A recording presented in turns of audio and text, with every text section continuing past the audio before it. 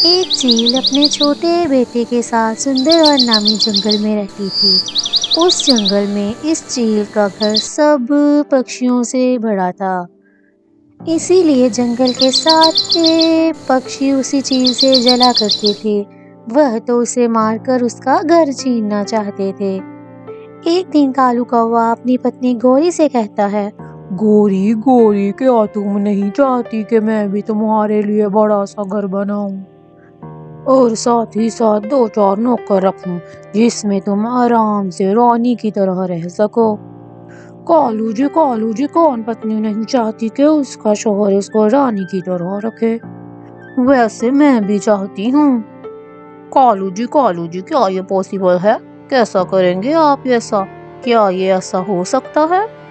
ہاں گوری، اسی لیے تو کہہ رہا ہوں کہ اگر ایسا ہو کہ اس چیل کا گھر ہمارا ہو جائے۔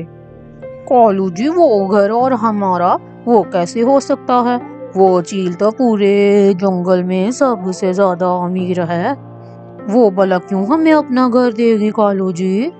ارے پگلی، وہ گھر ہمیں دے گی نہیں، ہم اس سے گھر چھین لیں گے۔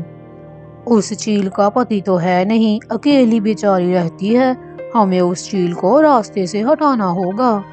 اور اس کا بیٹا تو ہمارا بہت ہی چھوٹا ہے، وہ ہمارا کیا بگاڑ لے گا بھلا؟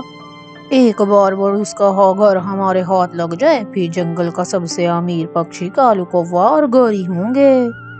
کالو جی، کیسے ہوگا یہ سب؟ پھر کالو کوا گوری کو سارا پلان بتاتا ہے اور اپنے پلان کے مطابق وہ دونوں اپنے گھر سے نکل جاتے ہیں۔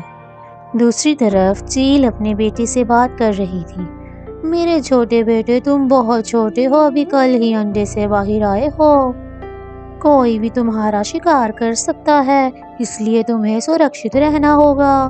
جنگل میں خونخوار لومڑیاں ہیں، شیر ہیں، تم نے بالکل بھی اپنے گھر سے باہر نہیں نکلنا۔ مما میں تو گھر سے باہر نہیں جاؤں گا، پرنتو مجھے بھوک لگ رہی ہے۔ مما اب مجھے کیا کھانا کھلائیں گی؟ جائیں نا مما میرے لیے کچھ کھانا لے آئے۔ چیل سوچتی ہے کیوں نہ میں اپنے بیٹے کے لیے کسی پکشی کا نرم ماंس لے کر آؤں، اس طرح وہ گھر سے نکل جاتی ہے۔ چیل اڑ کر اپنے گھر کے باغیچے میں ہی پہنچتی ہے تو اسے ایک چھوٹا سا کیڑا نظر آتا ہے۔ وہ سوچتی ہے کیوں نہ میرا بیٹا ابھی بہت چھوٹا ہے، کیوں نہ میں اس کے لیے یہی لے جاؤں۔ کیڑے کے پاس پہنچتی ہے تو اسی پیڑ کے اوپر کالو کوا اور گوری اس پکشی کا انتظار کر رہے تھے اور پتھر لے کر بیٹھے ہوئے تھے۔ جیسے ہی چیل نیچے بیٹھتی ہے شکار کے لیے، وہ فوراً سے اوپر سے پتھر پر پتھر مارنے لگتے ہیں۔ پتھر لگنے سے چیل بے ہوش ہو جاتی ہے، وہ بہت بری طرح زخمی ہو جاتی ہے۔ کالو کوا اور گوری کوی یہ دیکھ کر وہاں سے بھاگ جاتے ہیں۔ ابھی راستے سے رانو چڑیا گزرتی ہے، وہ چیل کو اس حالت میں دیکھ کر بہت پریشان ہو جاتی ہے۔ رانو چڑیا کو چیل سے بہت ڈر لگتا تھا، لیکن وہ ایک بہت نرم دل چڑیا تھی۔ چیل کو ایسی حالت میں دیکھ کر وہ اس کی مدد کے لیے آ جاتی ہے۔ میرا دل نہیں مان رہا، وہ بہت زیادہ زخمی ہے، ایسی حالت میں وہ کیا ہی میرا شکار کر لے گی، مجھے اس چیل کی مدد کرنی چاہیے۔ چیل جی، آپ کو یہ کیا ہو گیا؟ آپ پر کس نے اتنے برے حالت میں پتھر پھینکے ہیں؟ آپ کی اتنی بری حالت کس نے کی ہے چیل جی؟ ڈر سے چڑیا سے بولا بھی نہ جا رہا تھا۔ تبھی چیل کہتی ہے، چڑیا، وہ گندے پکشی کالو اور گوری، انہوں نے میرے اوپر پتھر پھینکے ہیں۔ اس جنگل کے سبھی پکشی بہت برے ہیں، وہ تو مجھے مار کر میرا گھر حاصل کرنا چاہتے ہیں۔ کوئی مجھ پر تیر سے وار کرتا ہے اور کوئی مجھ پر پتھر پھینکتا ہے۔ سبھی جنگل کے پکشی میرے بری طرح پیچھے پڑے ہوئے ہیں، مجھے لگتا ہے میں زیادہ دیر تک زندہ نہیں رہ سکوں گی چڑیا، اگر میں مر گئی تو میرے بچے کا خیال رکھنا۔ نہیں چیل جی، میں آپ کو کچھ بھی نہیں ہونے دوں گی، آپ کا ایک چھوٹا سا بچہ ہے، وہ خون ظالم پکشی ہے جو آپ کے پیچھے پڑے ہوئے ہیں اور آپ کو مارنا چاہتے ہیں، میں آپ کو کچھ بھی نہیں ہونے دوں گی، میں ابھی ڈاکٹر کو بلا کر لاتی ہوں۔ فوراً سے بلبل ڈاکٹر کو بلانے چلی جاتی ہے۔ کالو کوا اور گوری سوچتے ہیں کہ وہ چیل تو مر گئی ہوگی، मर गई कालू जी, मर गई, वो दुष्ट चील मर गई, अब तो उसका घर हमारा होगा।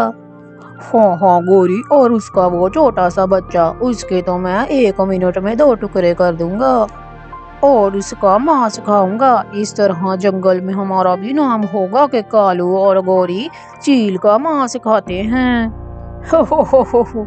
ऐसे ही वहाँ वो दोनों पति पत्नी खुश होकर हंस रहे थे। कालू डॉक्टर चील को दवाइयाँ और इंजेक्शन लगाता है, जिससे चील को होश आ जाता है और वो ठीक हो जाती है। आहिस्ता आहिस्ता चलकर रानो चिड़िया के साथ घर चली जाती है। वह चील तो बहुत खुश थी, वो रानो चिड़िया का धन्यवाद कहती है। रानो, तुम्हारा बहुत बहुत शुक्रिया, आज तुमने मेरी जान बचाई है, मेरे बच्चे को अनाथ होने से बचा लिया, मैं सारी जिंदगी तुम्हारा शुक्रगुजार रहूंगी। नहीं नहीं चील जी, ये तो मेरा फर्ज था, एक जंगल में पक्षी होने के नाते हम सबका फर्ज है कि हम एक दूसरे की जान बचाएं। चील दी, अपना ख्याल रखना, मैं चलती हूँ, मेरी बेटी गुड़िया मेरा इंतजार कर रही होगी। ऐसा कहकर रानो चिड़िया वहाँ से चली जाती है। चील को समझ आ गया था कि उसे अपनी रक्षा के लिए बॉडीगार्ड रखने चाहिए। इस तरह वो अपनी हिफाजत के लिए कुछ बॉडीगार्ड रख लेती है।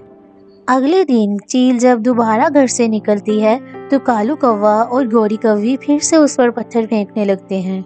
ये बात करते हैं, गोरी गोरी, ये चील कैसे बच गई, आज तो हम इसको मार ही डालेंगे। कालू कौवा और गोरी चील पर पत्थर फेंकने लगते हैं तो चील के बॉडीगार्ड उसे देख लेते हैं और कालू और गोरी का मार मार कर बुरा हाल कर देते हैं। उनको इतना मारते हैं कि उनके पंख भी तोड़ देते हैं। कालू कौवा और गोरी तो उनसे अपनी जान की भीख मांग रहे थे। छोड़ दो चील जी, हमें छोड़ दो, हम तो लालच में आ गए थे, अब कभी ऐसा नहीं करेंगे हम। हाँ चील जी, छोड़ दे हमें, हम तो बहकावे में आ गए थे, हमें माफ कर दे, हम बहुत बुरे हैं, आप तो हमारी तरह बुरी ना बने, छोड़ देना चील जी हमें। फिर ऐसे ही चील उन्हें छोड़ देती है। चील उनकी जान तो छोड़ देती है, लेकिन उन्हें हमेशा के लिए जंगल छोड़ने का कह देती है। इस तरह कालू कौवा और गोरी कौवी हमेशा के लिए जंगल छोड़कर चले जाते हैं और फिर चील रानो चिड़िया का धन्यवाद करने उसके घर बहुत सारा फल और अनाज लेकर जाती है। वह रानो चिड़ियों को एक बहुत ही पक्का और सुंदर सा घोंसला भी देती है। चील दी, आपने ये ऐसा तकल्लुफ क्यों किया, मुझे आपसे कुछ नहीं चाहिए, मुझे बस आपसे ये कहना है कि आप मेरा और मेरे बच्चे का कभी शिकार ना करना, इतना ही मेरे लिए काफी होगा। रानो, मैं क्या, जंगल का कोई पक्षी भी अब तुम्हारा शिकार नहीं कर सकता, तुम्हारा बच्चा और तुम हमेशा सुरक्षित रहोगे। ऐसा कहकर रानो चिड़िया और उसकी बेटी खुशी खुशी रहने लगते हैं और चील भी अपने घर चली जाती है। चिड़िया की बेटी गुड़िया अपनी माँ से सवाल करती है, मम्मा मम्मा, ये चील हमारे घर में क्या कर रही थी, मुझे तो बहुत चिंता हो रही थी कि ये हमें खा जाएगी। नहीं बेटा, कभी कभी जब हम कोई अच्छा काम करते हैं तो ये शिकारी पंछी भी हमारे दोस्त बन जाते हैं, जैसे अब चील मेरी दोस्त बन गई। मम्मा, अब मैं भी चील के बेटे से दोस्ती कर लूंगी। इस पर रानो चिड़िया जोर जोर से हंसने लगती है।